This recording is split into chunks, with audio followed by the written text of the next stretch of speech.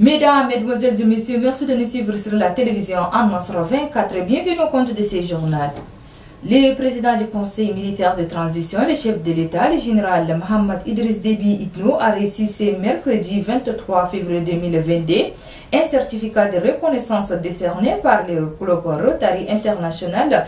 Un certificat reçu au cours d'une audience accordée à une forte délégation de cette organisation venue de plusieurs pays, conduite par Edgar Sidougouma, gouverneur du district 9150 du Rotary Club International. On fait le point avec nos confrères de la télévision nationale.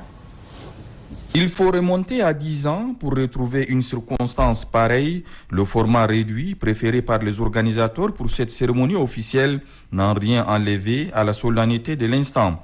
Instant qui a vu le décernement de cette distinction au président du Conseil militaire de transition, président de la République, chef de l'État, général Mohamed Idriss Déby Itno, par le gouverneur du district 9150 de Rotary International, arborant certificats et autres attributs de cette distinction honorifique. Plus qu'une reconnaissance, c'est une magnificence que l'organisation philanthropique, à travers sa fondation, accorde au chef de l'État. Ce sont les actes qui lui ont valu cette distinction, comme l'indique Edgar Sidougouma, gouverneur du district 9150 de Rotary International. Nous avons été très honorés, moi et la délégation qui m'accompagne, d'avoir été reçus en audience par le chef d'État, président de la République, président du Conseil militaire de transition.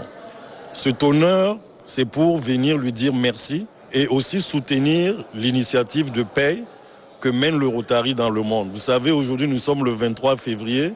C'est la date anniversaire du Rotary qui a été créé le 23 février 1905 à Chicago, aux États-Unis. Et cette journée, c'est la journée de l'entente mondiale.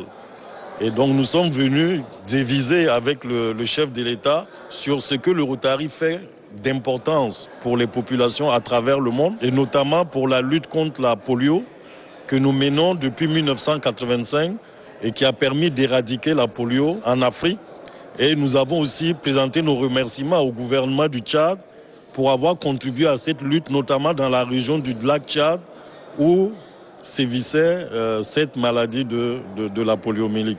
Connu sur le terrain humanitaire, Rotary International est très présent au Tchad, manifestant son humanisme dans la lutte contre les maladies dont la polio, l'alphabétisme et l'assistance tout azimut aux personnes démunies. Il compte ainsi maintenir le pied sur l'accélérateur au service de l'intérêt général. Et puis, à la primature, le Premier ministre de Transition, Pahimi Padaki Albert, a accordé ce 23 février 2022 une audience à leur excellence. Les ambassadeurs accrédités au Tchad, l'audience avec les diplomates de l'Union européenne a porté sur l'évolution de la transition en cours et sur l'organisation du prochain dialogue national inclusif. Retrouvons une fois de plus nos confrères de la télévision nationale. Les relations diplomatiques entre le Tchad et ses partenaires internationaux sont au beau fixe. Depuis l'entame de la phase de sa transition, le Tchad bénéficie de l'accompagnement sans faille des différents pays représentés par leurs ambassadeurs. L'audience entre le chef du gouvernement de transition, Pahimi Padaki Albert, et leurs excellences, les ambassadeurs, témoignent des bonnes relations que le Tchad entretient avec ses partenaires internationaux. Conduite par le chef de délégation de l'Union européenne, l'équipe de diplomates européens a échangé avec le Premier ministre de transition sur l'évolution de la transition en cours, la tenue du dialogue de Doha au Qatar, mais aussi sur les récents événements d'Abéché et de Sandana.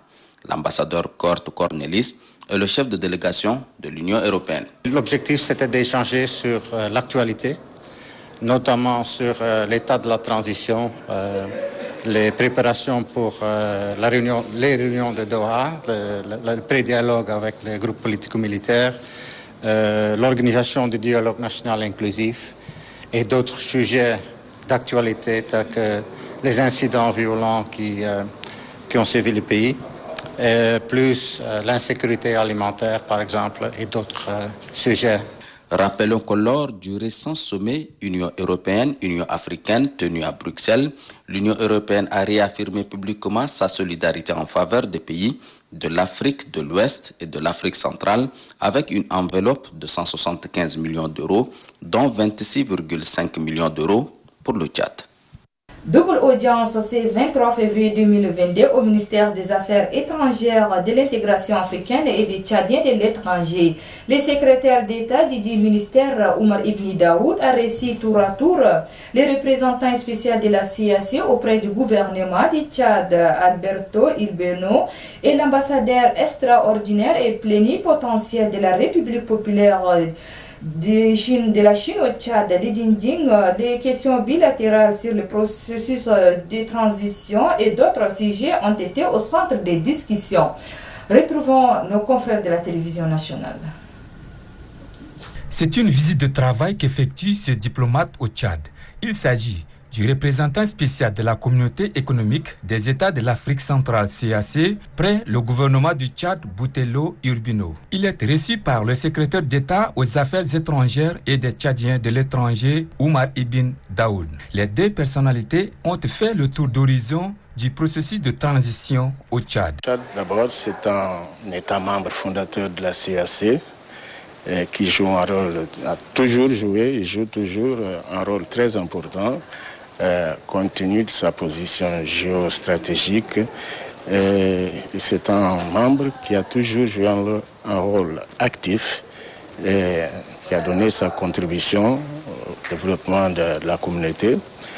Donc la communauté économique des États de l'Afrique centrale ne pouvait pas être, disons, muée sans pouvoir être à côté du Tchad dans ces moments difficiles. Li Jingjing, ambassadeur de la République populaire de Chine au Tchad, est la deuxième personnalité à être reçue. Après un temps de congé en Chine, le diplomate est venu signaler son retour et discuter sur les relations de coopération qu'entretiennent le Tchad et son pays. Je profite de cette occasion d'échanger avec Monsieur le secrétaire d'État qui est en charge du ministère pour le moment, des questions qui touchent les intérêts de nos deux pays, c'est-à-dire les questions politiques et sur la coopération également de nos deux pays.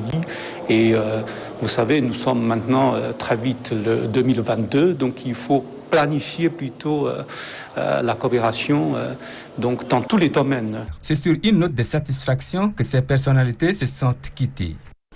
Et puis lancement ce 21 février 2022 au palais du 15 janvier dans la commune du 5e arrondissement de la première édition du festival Toumaï des langues locales, cérémonie d'ouverture lancée par le représentant du ministre de l'Éducation nationale et de l'enseignement civique. Reportage Donatien Rakindam.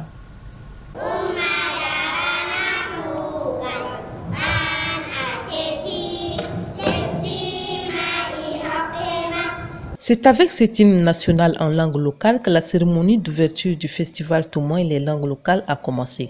La journée internationale de la langue locale est célébrée chaque 21 février. Pour cette année, la coordination du Festival national des langues locales du Tchad a organisé la première édition du festival. Le président du comité d'organisation d'exprimer sa gratitude à tous ceux qui ont répondu présents à cet appel avant de se réjouir des résultats jusque-là obtenus. Le représentant de la Société internationale de linguistique SIL, Pader Dakouli, félicite cette initiative de réunir tous les fils et filles du Tchad avant d'ajouter que chaque langue est une richesse pour toute la nation. Cette opportunité de célébrer ensemble l'héritage linguistique du Tchad et de réunir les filles et les fils de ce pays venant de différents horizons.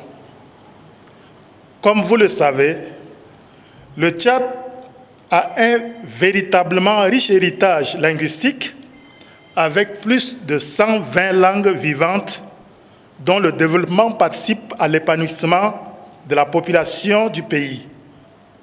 La langue maternelle est un don précieux pour chaque communauté linguistique, étant intimement liée à son identité la plus profonde et à son bien-être social. Le représentant du ministre de l'Éducation salue les efforts fournis par les communautés avant de déclarer ouverte la cérémonie. Il est bien connu que le pays de Toumaï, berceau de l'humanité, le seul au monde qui regorge un plus grand nombre de langues nationales que tout autre pays. C'est un honneur pour nous aujourd'hui de saluer les efforts fournis par les communautés de développement et de promotion des langues nationales. Autrement dit, langue maternelle de nos communautés tchadiennes que vous les représentez ici présentement. Notons que la première édition de ce festival se tiendra du 21 février au 2 mars et sera couronnée par des foires d'exposition. Et sur ce, c'est referme cette édition. Merci de l'avoir suivi. Au revoir et à la prochaine. Bon suite de programme sur la télévision Amnos 24. Au revoir.